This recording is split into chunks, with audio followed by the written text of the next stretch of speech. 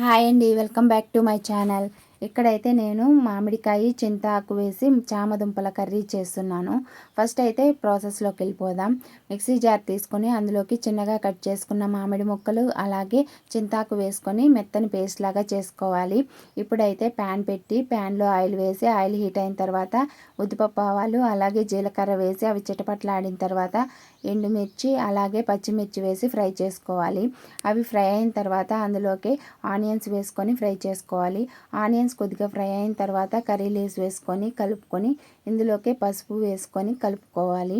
పసుపు వేసుకొని కలుపుకున్న తర్వాత నేనైతే ఇక్కడ ఒక చిన్న టమాటాని ముక్కలుగా కట్ చేసుకొని వేసుకుంటున్నాను.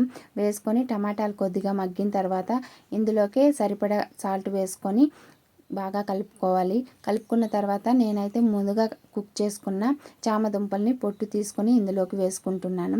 వేసుకొని వీటిని 2 మినిట్స్ ఫ్రై చేసుకోవాలి. ఎందుకంటే చామదుంపల్లోని బంకంతా వెళ్ళేటట్టు మనం 2 మినిట్స్ ఫ్రై చేసుకున్న తర్వాత ఇందులోకి ముందుగా ప్రిపేర్ చేసుకున్న మామిడి ముక్కలు అలాగే చింతాకు పేస్ట్ ఇందులోకి యాడ్ చేసుకొని బాగా కలుపుకున్న తర్వాత ఇందులోకి కర్రీకి సరిపడ కారం వేసుకోవాలి. కర్రీకి సరిపడ కారం వేసుకొని బాగా కలుపుకొని అలాగే కర్రీ కన్సిస్టెన్సీని బట్టి మనం వాటర్ అనేది యాడ్ చేసుకోవాలి. వాటర్ యాడ్ చేసుకున్న తర్వాత ఒకసారి బాగా కలుపుకొని ఇందులోకి నేను 1 టేబుల్ స్పూన్ ధనియాల పొడి యాడ్ చేస్తున్నాను. ధనియాల పొడి యాడ్ చేసి బాగా కలుపుకొని ఒక 5 మినిట్స్ మనం కర్రీని కుక్ చేసుకుంటే కర్రీ అయితే రెడీ అయిపోతుంది. కర్రీ అయితే చాలా టేస్టీగా సూపర్గా వచ్చింది. Thank you so much for watching.